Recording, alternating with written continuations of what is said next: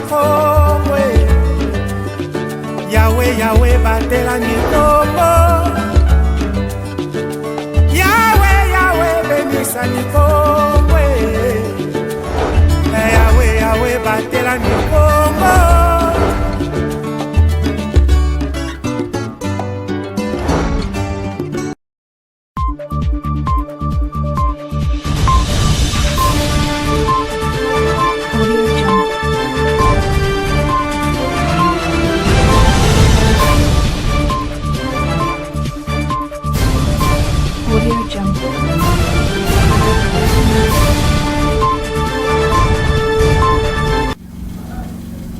Bonjour messieurs et dames, bienvenue à cette édition du journal de la mi-journée sur ma bannière télévision. Ouvrons cette session d'information. La fondation Vodacom va former durant des jours 70 femmes vivant avec handicap pour inclusion sociale. Pour ce lundi 27 mai, la salle de barreau a servi de cadre pour ces assises.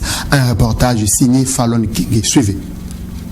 Étant collaborateur étroit du gouvernement congolais, la Fondation Vodacom, à travers son programme « Je suis capable », va former 70 femmes vivant avec handicap à Matadi sur les compétences numériques pour leur émancipation et autonomie. Pour ce premier jour, le go de cet atelier a été donné par le représentant du chef des divisions des affaires sociales, Serge Matoubanzoulou, secrétaire permanent, corps assistants sociaux, en présence du directeur régional de Vodacom Congo Central, Sosten Mbale. Les compétences numériques et l'utilisation des M-Pesa sont donc des modules phares de cette formation. Au sortir de la salle, les bénéficiaires ont délié leur langue. Nesepela la yina Vodacom me raisonner samuna beto ba personne handicap samuna nini tona nyo kwa ma bisalu keleve ngebanda kuteka meme mwafiki mafioti le moyen keleve mais comme Vodacom me raisonner beto dit que dia bika bika soutenir beto en tout cas to me sepela kimanda cité zebele lelo ndenge ba opesa biso ba biloko biso to salela eza malamu mingi na place au sala bio ke senga mais au fandi na kiti na ya musala yo po zo sala mbongo na yo place ozawana yango penza CP na mama kasi. Le directeur régional de la Fondation Vodacom, Sosten Mbale, a par ailleurs fait l'économie de cette activité. Cette activité s'intitule « Je suis cap ». Je suis cap veut dire je suis capable. Et qui devrait être capable? Ce sont les femmes vivant avec handicap. Tel que nous le savons, les personnes qui vivent avec handicap sont souvent stigmatisées et ont même des difficultés à pouvoir trouver de l'emploi. Mais avec cette activité de la Fondation Vodacom Congo, Vodacom Congo a voulu doter ces femmes vivant avec handicap, justement, de certaines kits qui vont leur permettre de pouvoir se lancer. Elles vont apprendre non seulement les techniques de vente, mais l'utilisation aussi des outils qui vont leur être remis. Pour sa part, le représentant de la division provinciale des affaires sociales a félicité la Fondation Vodacom. Nous, autorités politico-administratives, sommes ravis de l'initiative prise par la Fondation Vodacom et que nous félicitons et remercions parce que la Fondation Vodacom n'en est pas sa première expérience où elle ne s'arrête pas à la vente de leurs produits mais elle fait du social aussi. Donc quelque part, elle nous rejoint dans ce que nous faisons. Notons qu'à l'issue de cette formation, ces femmes vont bénéficier des kits composés des téléphones, des parasols, des SIM M-Pesa, des tablettes ainsi que des chaises et des fonds pour se lancer dans la transaction M-Pesa. Restons toujours à Matadi. 6 apprenants du complexe scolaire La Craie Blanche, situé à quelques mètres du rond-point Kiamvou dans la commune d'Nzanza, ont présenté un tableau clinique sombre après avoir consommé des yaourts qu'ils ont achetés auprès d'un vendeur ambulant pendant les heures de la récréation. Le détail avec Pacifique Mwanda. Suivez.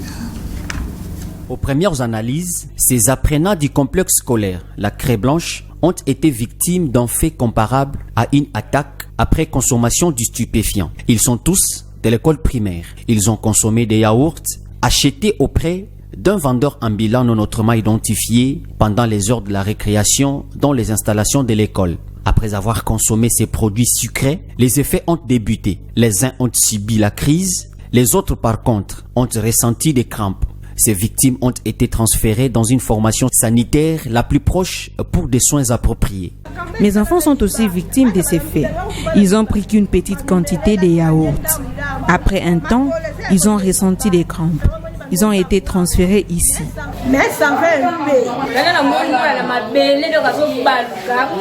J'ai trouvé mon enfant par terre en train de gémir, dénonçant sa souffrance, juste après avoir consommé ses yaourts.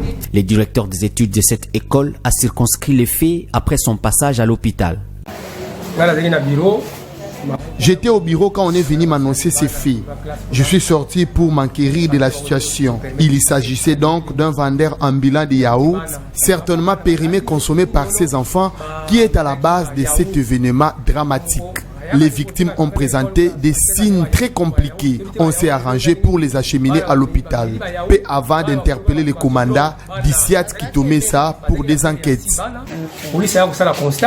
Le vendeur de ces produits a été arrêté, nous a confirmé le commandant Siat Kitomesa Nzanza. Je confirme que ce vendeur ambulant de yaourts est aux arrêts. Il sera entendu sur PV, puis transféré au parquet si possible. Quelques mamans et parents de ces apprenants ont profité de ces instants pour prodiguer conseil aux tuteurs des enfants en général. J'interpelle les apprenants. Soyez prudents. Il faut bien vérifier ce que vous mangez. Aux fabricateurs de yaourts, évitez de mettre n'importe quoi quand vous faites la solution pour préserver la santé des consommateurs.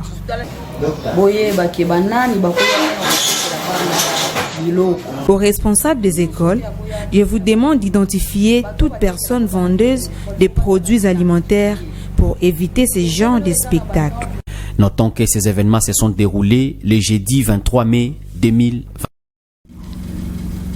Quittons la province du Congo central, messieurs et dames. 325 présumés Kounouna arrêtés à Kinshasa ont été transférés le samedi 25 mai à Kanyama-Kasese pour une formation paramilitaire. Parmi eux, un jeune dont son père l'a confié volontairement au service national. Plus de détails avec Mamine Boudi.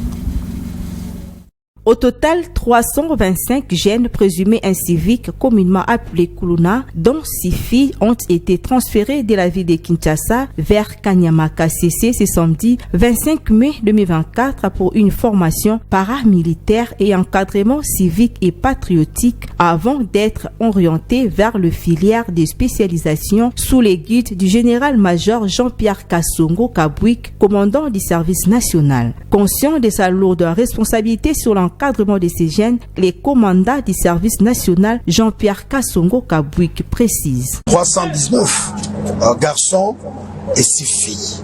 Ils vont à Kanyama-Kasese via Mbujimaï. Dès qu'ils arrivent à Mbujimaï, les véhicules sont là, les équipes de Mbujimaï sont sur place, ils vont le prendre en charge. La nourriture, de l'eau, ils se mettent en route pour les amener à Kanyama-Kasese. Vers les petites heures du matin, je crois, 4h, 5h du matin, si tout va bien, ils vont pouvoir arriver à Kanyama-Kasese. Signalons qu'un jeune volontaire en compagnie de son père a décidé de rallier Kanyama-Kasese. La motivation est que c'est le patriotisme. Le premier point, c'est le patriotisme. Mon fils a compris qu'il est congolais et il doit servir le pays. Servir le pays, c'est passer par la formation militaire et la formation professionnelle pour pouvoir répondre aux besoins de sécurité et le développement de ce pays. Ici est de signaler que le service national est un organe paramilitaire d'éducation, d'encadrement et de mobilisation des actions civiques et patriotiques en vue de la reconstruction du pays. Une province à une autre, messieurs et dames, le pont Loudi dans la province du Kasaï oriental s'est effondré le dimanche 26 mai 2024. Le surcharge du véhicule qui passait dessus et le manque de contrôle du conducteur était à la base de cet accident. Cette infrastructure de haute portée relie les villes de Mbujimaï et de Kananga. Les détails dans cet élément suivi.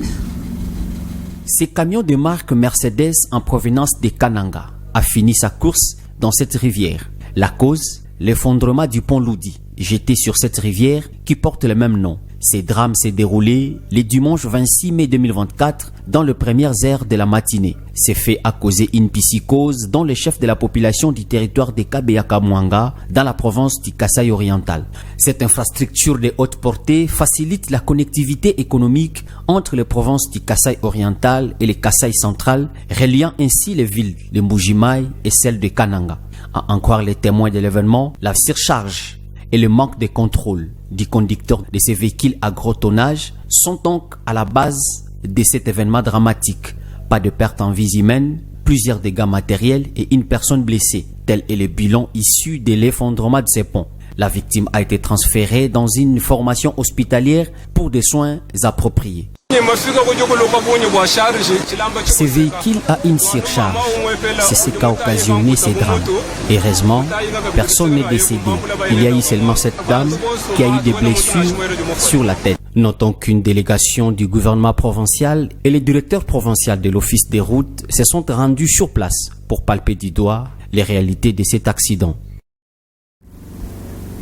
Messieurs et dames, comme vous l'avez compris, c'était donc la surcharge du véhicule et le manque de contrôle du conducteur qui est à la base de cet accident. Changeons de chapitre pour parler sport. Playoff de la Lina Foot 29e édition. Les victoires enregistrées le dimanche dernier par Maniema Union et les Aigles du Congo ont dirigé la compétition à son dernier virage avant l'issue complète probablement cette semaine. Démarré le 1er mars dernier, la phase de playoff a couvert 3 mois. Les détails avec Riva Antiala.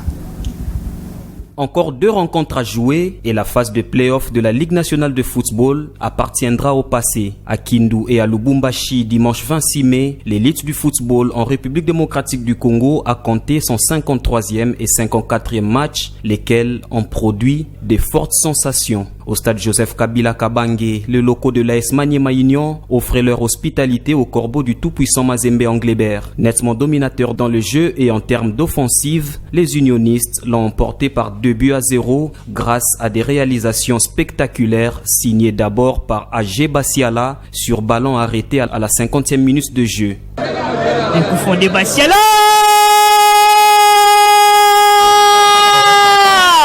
Ensuite, par Dieu merci Lupini, d'une bicyclette à 5 minutes du terme. Ces succès qualifient officiellement les 2 formations en Ligue des Champions de la Confédération africaine de football et relancent les suspens pour le titre de champion de la 29e édition de la Ligue nationale de football. Plus que 3 points désormais séparent le tout-puissant Mazembe et l'AS Maniema Union. Au stade Frédéric Kibasa Maliba, c'est l'attaquant avant-centre du football club Les Aigles du Congo, Maxwell Djoumekou, qui a crucifié les Viettes du football club Saint-Éloi Lupopo avec 2 buts marqués de la tête. Les Samouraïs ont renversé les Cheminots, premiers à ouvrir le score par l'entremise de Patou Kabangu Mulota d'une lourde frappe déclenchée en dehors du grand rectangle. L'ultime étape du championnat sonnera sa fin avec les face-à-face Mazembe les Aigles du Congo prévu mercredi 29 mai, puis Maniema Union Lubumbashi Sport à reprogrammer par l'organisateur. Et place à l'information au-delà de nos frontières à Madagascar. Environ 10 000 électeurs sont attendus le 29 mai prochain pour élire leurs députés. Mais l'opposition dénonce des entraves dans le processus électoral. Les détails dans cet élément de nos confrères de TV5 Monde. Blocage administratif, arrestation, une course électorale peut être semée d'embûches à Madagascar. Rina Randriamassinour en a fait les frais.